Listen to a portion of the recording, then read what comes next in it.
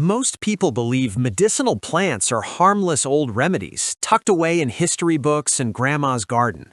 But what they don't realize is that some of these plants are so powerful, they've been quietly restricted, sidelined, or repackaged, not because they failed, but because they worked too well outside the system. And by the end of this video, you'll understand why this hidden suppression could cost you more than convenience. It could cost you resilience, self-reliance, and even the ability to care for your family when grocery shelves run empty. We're living in a time where grocery shelves can go bare overnight. Inflation eats away at our savings, and supply chains that once felt unshakable now crack under pressure. Systems that once worked are now failing us, from healthcare that's too expensive to food distribution that's too fragile. And if you're not prepared, you'll be forced to depend on whatever limited options remain, even if they don't serve your health or resilience. That's why rediscovering suppressed medicinal plants isn't just history, it's survival, and it matters more now than ever. Number 1. Neem. At first glance, this seems like a bitter backyard tree, but what makes it powerful is its antibacterial and immune-supporting properties. In a real-world collapse, this allows you to fight infections without pharmacy trips. If you're considering this, look for neem oil or grow a small sapling. Number 2. Comfrey. Most people ignore it as a weed, but what makes it powerful is its ability to speed bone and tissue repair. In a reset scenario, it helps with injuries when hospitals are overwhelmed. Tip: use comfrey leaves as poultices, not teas. Number 3. Artemisia, sweet wormwood. Dismissed as folk medicine, yet it's the source of artemisinin, a proven anti-malarial. In collapse, it can protect against parasitic infections. Tip: dry and store leaves for teas. Number 4. Moringa. Looks like a simple tree, but it's packed with protein, vitamins, and minerals. In food insecurity, it's a survival superfood. Tip: add dried moringa powder to meals. Number 5. Turmeric. Seen as just a spice, but its anti-inflammatory power is unmatched. In shortages, it helps manage pain naturally. Tip: pair with black pepper for absorption. Number 6. Garlic. Often ignored as flavoring, but it's a natural antibiotic. In collapse, it boosts immunity and fights infections. Tip: eat raw cloves daily. Number 7. Dandelion. Most call it a weed, but it supports liver health and digestion. In reset times, it's free medicine growing underfoot. Tip: use roots for tea, leaves for salad. And number 8. Aloe vera. Seen as a cosmetic plant, but it heals burns, wounds, and supports gut health. In emergencies, it's first aid in a leaf. Tip: keep a pot indoors for year-round use. Now here's where most people get it wrong. They think medicinal plants are either harmless little folk remedies or dangerous weeds that should never be trusted. But the truth is far more nuanced and far more powerful. Take comfrey, for example. Most people hear liver toxicity and assume it's poison. But what they don't realize is that comfrey's danger lies in internal misuse. Used externally as poultices or salves, it's been safely healing wounds for centuries. The myth that comfrey is unsafe erases its legitimate role in first aid preparedness. Or look at wormwood. People think, oh, that's just an old herbal tea. But the truth is, it gave us artemisinin, one of the most effective anti-malarial drugs in modern medicine. The myth that plants are outdated ignores the fact that modern pharmaceuticals literally come from them. Another myth? That plants are too weak to matter in collapse scenarios. But ask anyone who's lived through shortages. When antibiotics aren't available, garlic suddenly isn't just flavoring, it's frontline defense. And here's the kicker.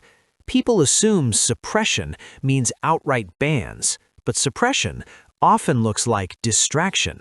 flooding the market with synthetic alternatives, labeling traditional remedies as unscientific, or making regulations so complex that small producers can't legally sell herbal products.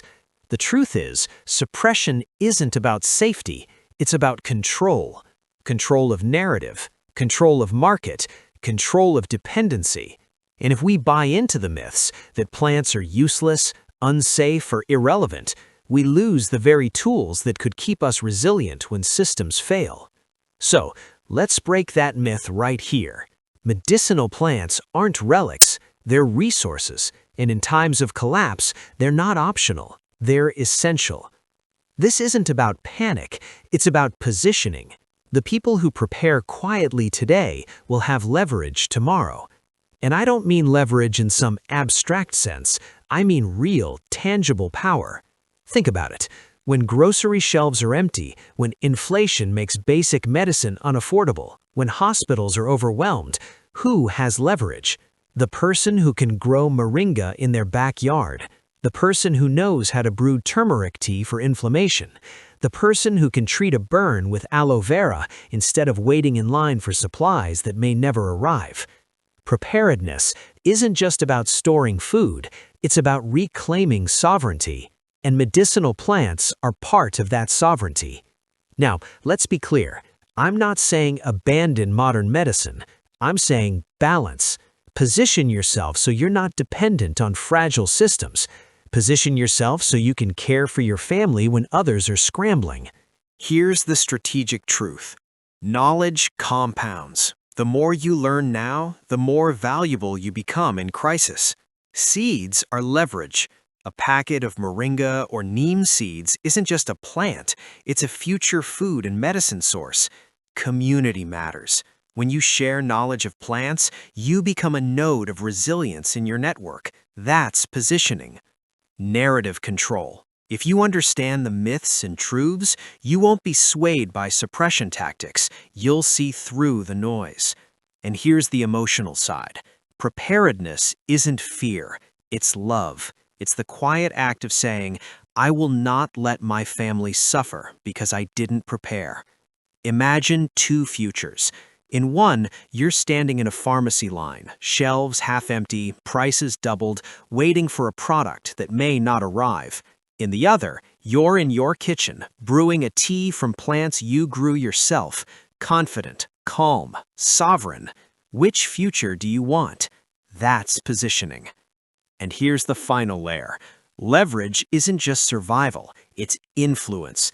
The people who prepare today will be the ones others turn to tomorrow. They'll be the ones who can barter, teach, lead. They'll be the ones who don't just survive collapse, they shape the reset. So when I ask, are these medicinal plants being suppressed? I'm really asking, will you let yourself be suppressed? Or will you position yourself now, quietly, strategically, so that when systems falter, you stand strong? This isn't panic. This is foresight. This is resilience. This is positioning. And the choice is yours. When the system struggles, prepared people don't panic. They adapt. They protect. They preserve. And that's what this channel is about. I want you to picture this. A future where shelves are empty, prices are soaring, and the systems we once trusted are faltering. In that moment, the difference between fear and confidence won't be luck, it will be preparation. It will be the quiet choices you made today, the seeds you planted, the knowledge you reclaimed, the resilience you built.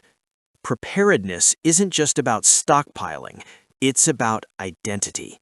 It's about saying, I am someone who takes responsibility for my family's future. I am someone who refuses to be caught off guard. I am someone who adapts when others freeze. That identity, the identity of a prepared person, is what separates panic from power. And here's the truth, the future will test us. Economic shifts, food insecurity, inflation, supply chain failures, these aren't distant possibilities, they're realities unfolding right now. But when you embrace preparedness, you stop being a victim of those realities. You become someone who can navigate them, someone who can protect, someone who can preserve. This channel isn't about fear, it's about empowerment. It's about reminding you that resilience is not just a skill, it's a mindset. And every time you learn about a suppressed plant, every time you grow something in your garden, every time you choose knowledge over ignorance, you're reinforcing that identity. So let me leave you at this. The future belongs to those who prepare. Not the loudest, not the wealthiest, not the ones waiting for rescue, but the ones who quietly, consistently, strategically position themselves to adapt. When the system struggles, prepared people don't panic. They adapt, they protect, they preserve. And if you're here, watching this, you are already part of that identity. You are already choosing resilience.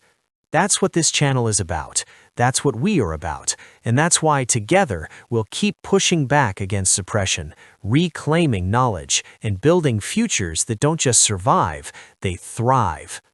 So stay prepared, stay resilient, and remember, the strongest act of resistance is to be ready when others are not.